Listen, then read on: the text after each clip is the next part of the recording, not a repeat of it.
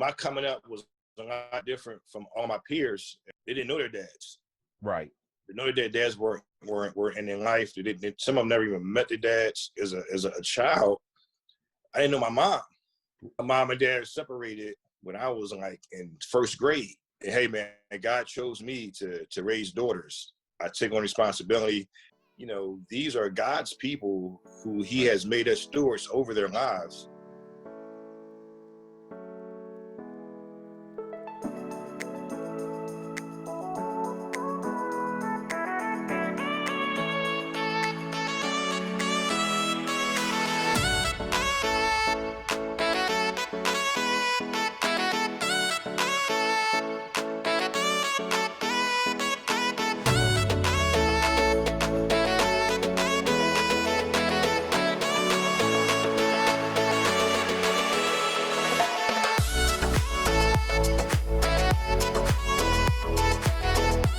Hey, man. Hello. How are you today? Good, I'm good, Brother Carlton. Good to see you, man. Just for our listening and viewing audience, man, give us your name and what it is you do, man.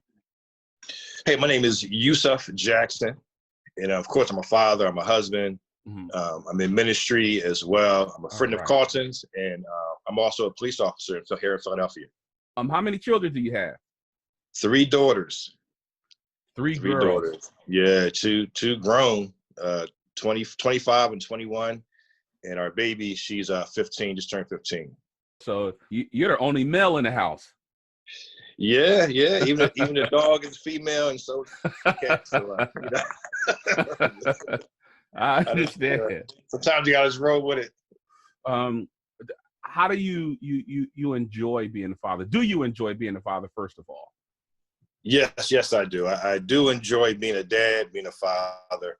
I do enjoy being a father of girls, of daughters. In the beginning, so we had 3 girls. So every time my wife got pregnant, I so it's gonna be the boy.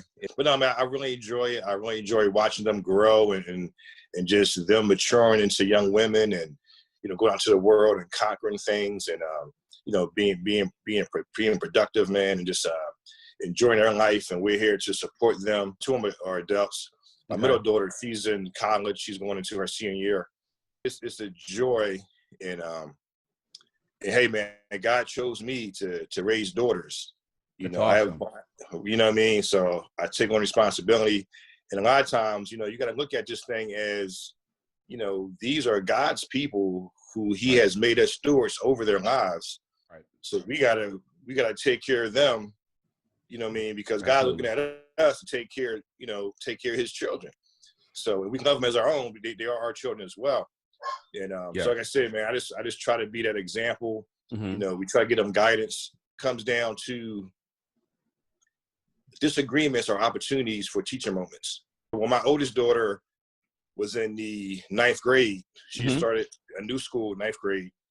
She knows many people at the school. Okay. In the school, they had a party. Somebody had a big party for the students, and everybody was invited. So she's a 9th grader. She don't know so many people there. And the guy who threw the party, his name was DJ Freak Nasty. Okay. So I'm like, cool, okay, you're not going to this party. We don't know too many kids there. She's upset. She said, my cousin, my nephew, my oldest nephew, he knows DJ Freak Nasty. Okay. But the thing, the teaching moment was, when you move out in life and you want to do things, attract certain people, right? Language and names are important. Absolutely. If his name wasn't DJ Freak Nasty, you might have got a second thought. You know what I mean? Right. You know what I mean? So you're right. That's the moment was, hey, listen. So as you're growing, maturing, and you're doing certain events and doing certain things, whatever, be careful how you name things or how you name yourself or how you phrase things, because language is important. Children in general, there's different personalities. How do you find yourself dealing with that as a father? And right, that's a great question, and you have to deal with it. You have to see like the whole map.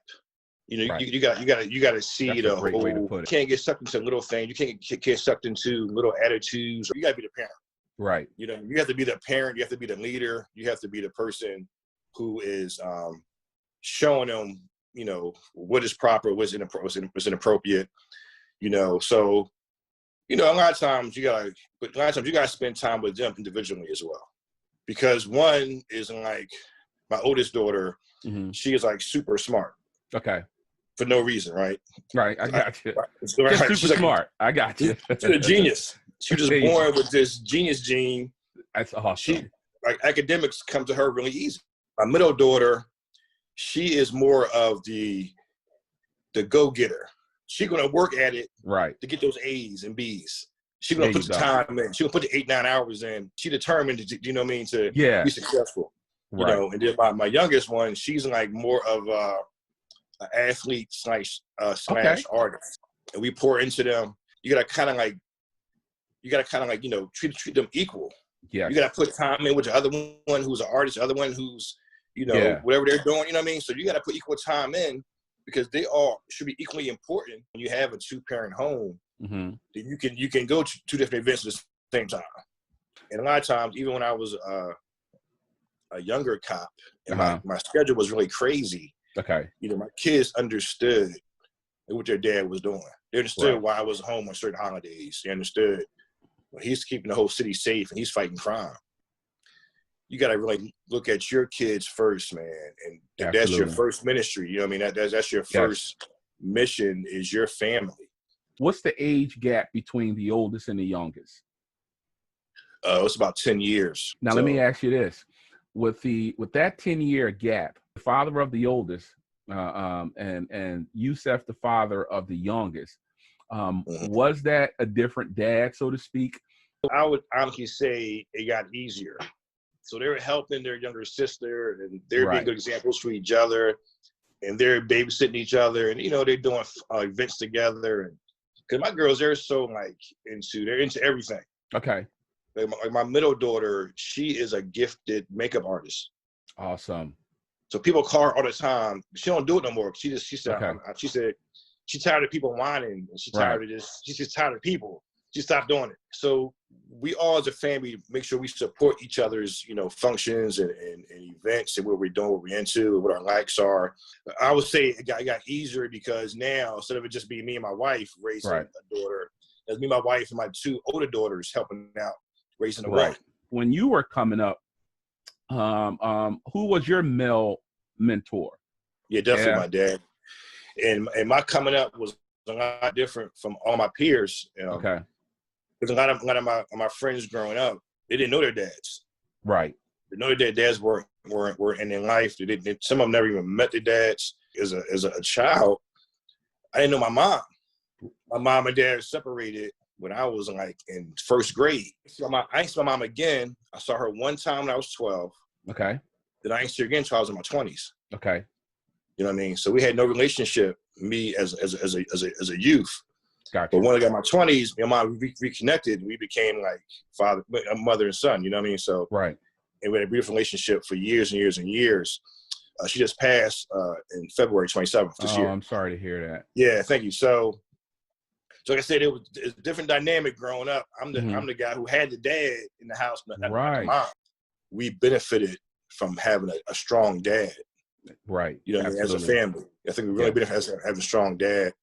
And my dad was like, he was like real, full of pride. He's Muslim man. He's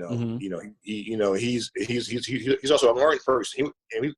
My dad went back to college when he was in his 40s, his master's degree. Okay. So I'm like 14, seeing my dad going to college.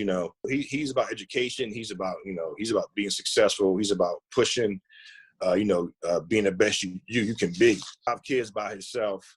That's awesome. People were telling him, you can't raise these kids by yourself. You got to put them in foster care. My dad was like, no, I'm gonna bring my family up for nothing.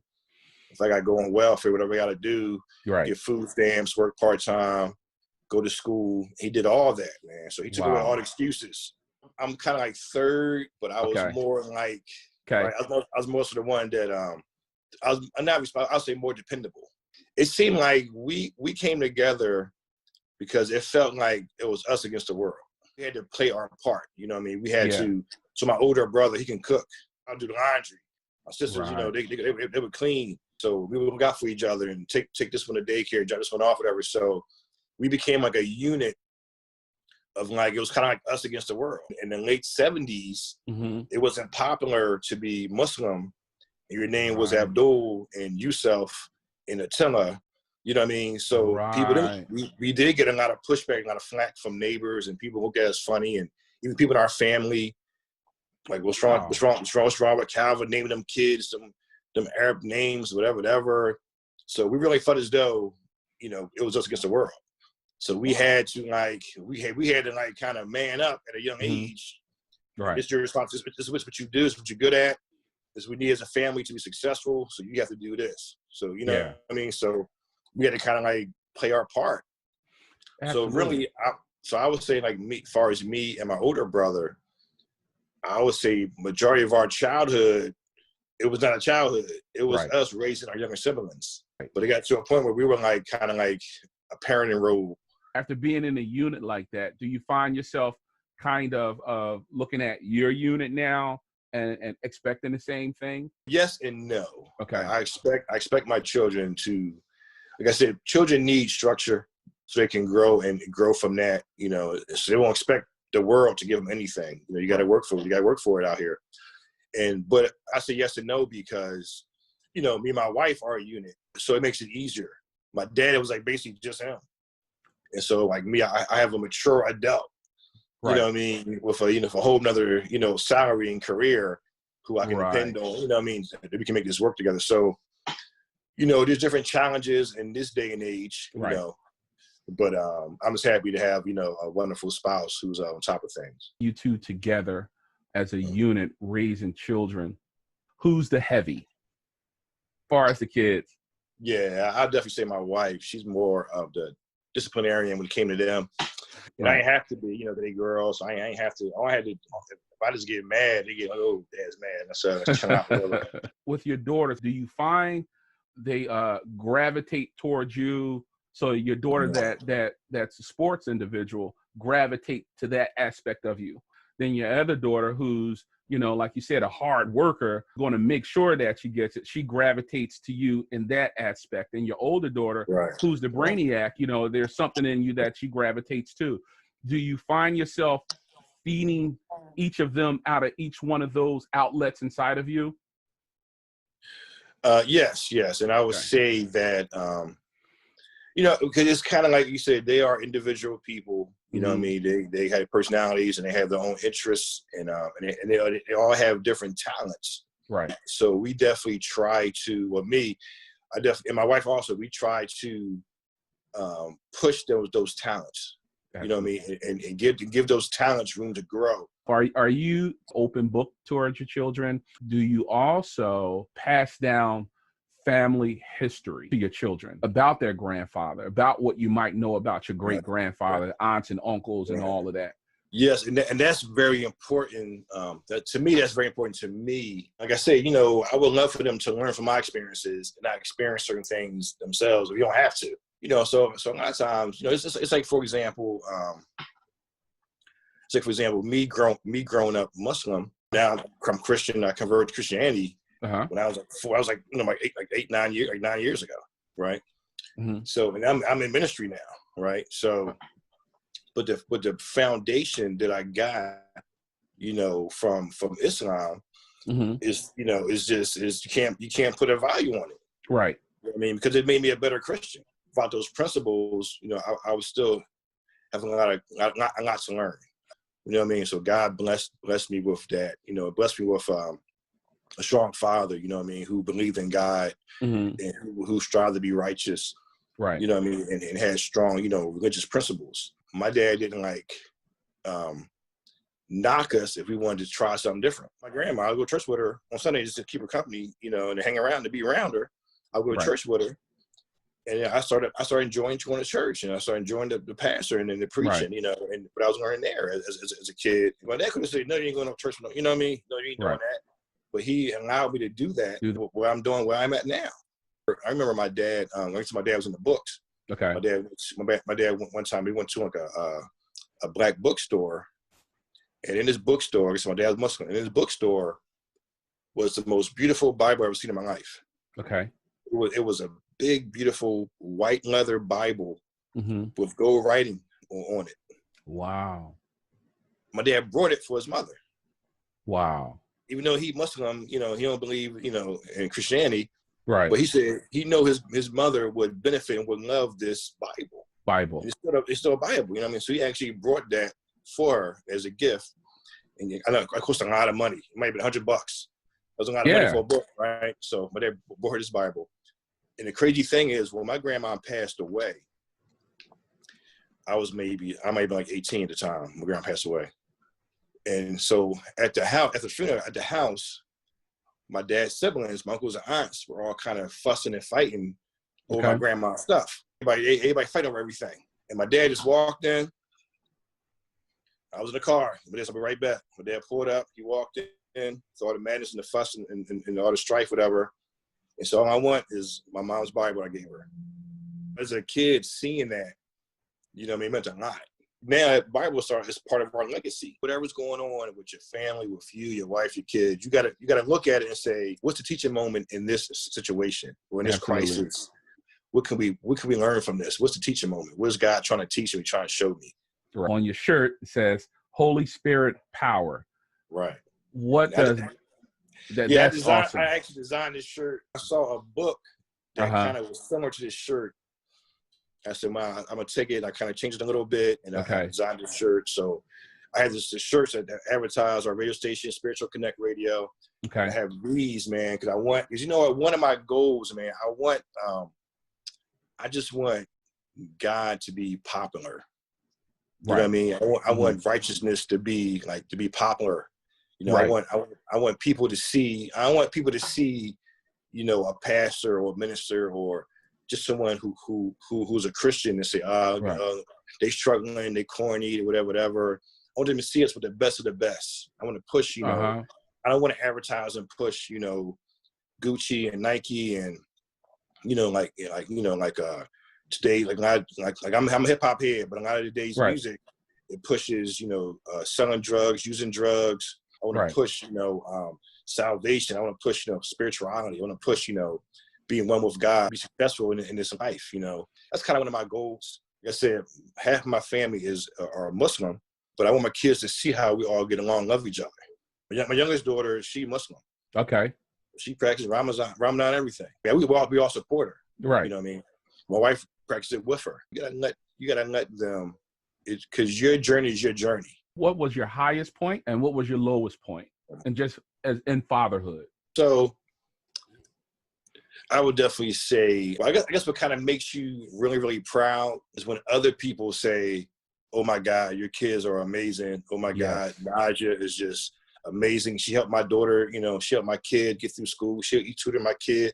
You know what I mean? So when other people come back and they tell you the great things your kids are doing that you might not even know about, and it just makes you so proud because you kind of know that you're being successful. You know that the things are being done, in an orderly way, and the kids are so-called winning.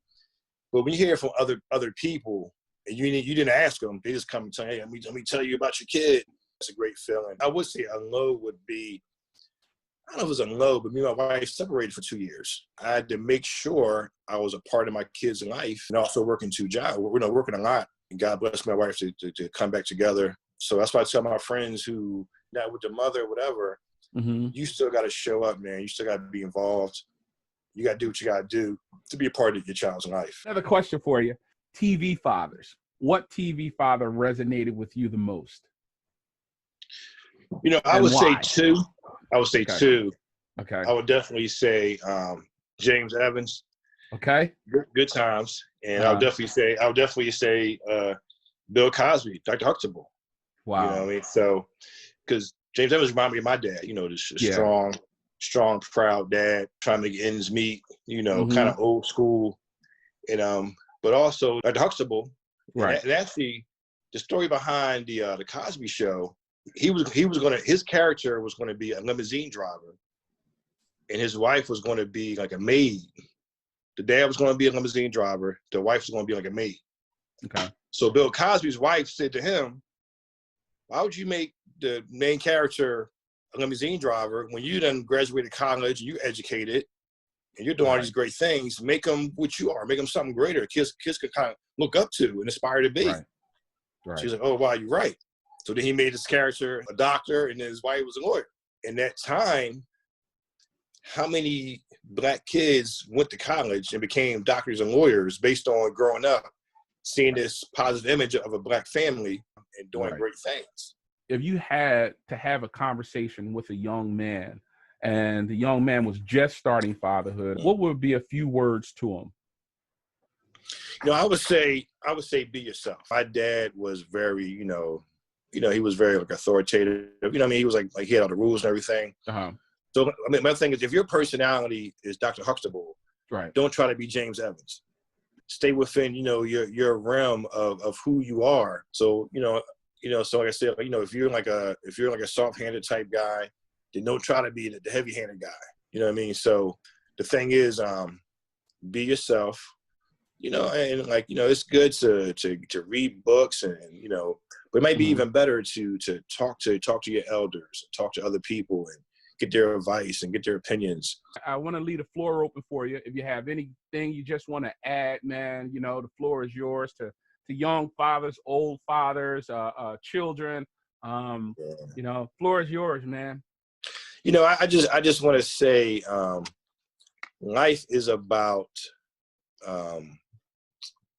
you leaving a legacy, but it's also about having experiences.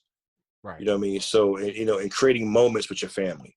You know what I mean? So my thing I would say is do things with your kids, do things, take pictures, do stuff. Right. So and then it's funny because you will forget things, and they will say, oh, remember the year we went to so-and-so, remember the year you came to the play, remember the year I did this? And so they will always have, when we're long gone. Right. We're creating, memories and moments and experiences that they can tell their grandkids. Right. My dad used to do this with me, and we should go here and do this. And we went fishing this one year, and, he fell in the water or whatever. It was so fun, whatever. Right. You know what I mean? We used to go rent this, we rented an RV one time, just rode around and went to a couple campsites, whatever. Wow. So, it's all about, just creating moments and memories and, before they get too grown and, too out the house and, what I mean? And, they too into their own world and their own lives, so just create as much memories and moments as you can with your family, with your children. So they have things to talk about, to their kids and their grandchildren about what we did for them. If you go into the store, take somebody with you. I might need you to help me carry something just to spend a little time going to the store with them. Or if they're doing something, I'll go with you. I'll walk you. Or let me go with you, whatever. So this, this moments, time, memories, experiences, it goes a long way, man. So it's like, I think about things my dad said and did when I was like 5, 6 years old to help mold me into being a better person. And listen, man, we really appreciate you taking the time out and just doing this, man. And Lord willing, man, thanks for having me, brother. It's a pleasure, man. Yeah, Lord willing, man, it's going to touch somebody. I'm pretty sure and almost guarantee that somebody's going to get great benefit out of this, man. So thanks a lot, man. And I tell your wife and family, I'm sorry to tie up your morning. But no worries, thank you tell them thank you for loaning you to us, man. And brother, I'll talk to you, man. God bless. Yes, all right, brother. All right, I'll talk to you. Thanks, bro. All right, peace.